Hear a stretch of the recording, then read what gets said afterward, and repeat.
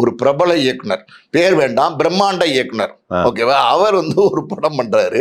ஒரு ரைட்டர், அவர் ஒரு முக்கியமான ஒரு காமெடி எழுதக்கூடிய ஒரு ரைட்டரு, நிறைய விவாதம் பண்ணக்கூடிய ஒரு ரைட்டர். இப்போ சமீபத்தில் இருக்கிறாரு, பல இயக்குநர்களோடு பணியாற்றிட்டு இருக்காரு.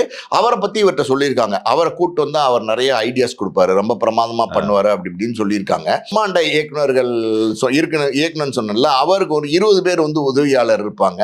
அந்த 20 பேரும் இருக்கிற போது இந்த ரைட்டர் புதுசா அந்த காம்பவுண்டுக்குள்ள போறாரு. 20 பேர் உதவியாளர் பிரம்மாண்ட இயக்குனர். நான் தெரிஞ்சுக்கிட்டீங்க. நீங்க மட்டும் இல்ல, எல்லாருமே தெரிஞ்சுப்பாங்க பிரம்மாண்ட இயக்குனர்னா. பட் அந்த காம்பவுண்டுக்குள்ள போனோன்னு அவங்க வந்து முதல்ல வந்து ஒரு அக்ரிமெண்ட் ஒன்று கொடுத்துருக்காங்க.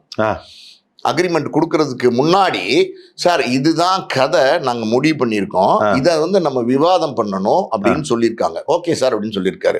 சொன்னோன்னா ஒரு பிரிண்டட் அக்ரிமெண்ட் வந்து கொடுத்துருக்காங்க. கொடுத்து அந்த அக்ரிமெண்ட்டில் சைன் பண்ணுங்க சார்னு சொல்லியிருக்காங்க அந்த எழுத்தாளர்கிட்ட. அவர் வந்து அந்த அக்ரிமெண்ட்டை முழுசாக படித்து பார்த்துருக்காரு. தமிழில் தான் இருந்திருக்கு. என்னென்னா, இந்த கதையை எக்காரணம் கொண்டும் வேறெங்கும் வெளியில் சொல்லக்கூடாது, வேறெங்கும் வெளியில் பேசக்கூடாது, யாரிடமும் ஒரு வார்த்தை கூட பேசக்கூடாது அப்படின்னு ஏகப்பட்ட கட்டளை வந்து அதில் இருந்திருக்கு. கொடுங்கப்பா, இதுதானே கையெழுத்து போடணும் அப்படின்னு சொல்லிட்டு கையெழுத்து போட்டு இந்தாங்கப்பான்னு கொடுத்துட்டாரு. அந்த பிரம்மாண்ட இயக்குனர் வந்து வந்திருக்காரு. சார் நீங்க கதை கேட்டீங்களா, அப்போ விஷயங்கள்லாம் நல்லா இருந்துச்சா அப்படின்னோடனே, எல்லாமே நான் கேட்டேன் சார், ஆனால் ஒரு அக்ரிமெண்ட் கொடுத்தாங்க, அதுதான் எனக்கு ரொம்ப ஒரு மாதிரி இருந்துச்சு அப்படின்னு இருக்காரு. என்ன அக்ரிமெண்ட்? அதான் கதையெல்லாம் வெளியில் பேசக்கூடாது அப்படின்னு சொன்னாங்க சார். அது வழக்கமாக நாங்கள் வாங்குறது தான் அப்படின்னு. அது ஓகே, நீங்கள் வழக்கமாக வாங்குறீங்க, ஆனால் இது என்ன கதைன்னு இது வெளியில் சொல்லக்கூடாதுன்னு கையெழுத்து வாங்குறீங்க.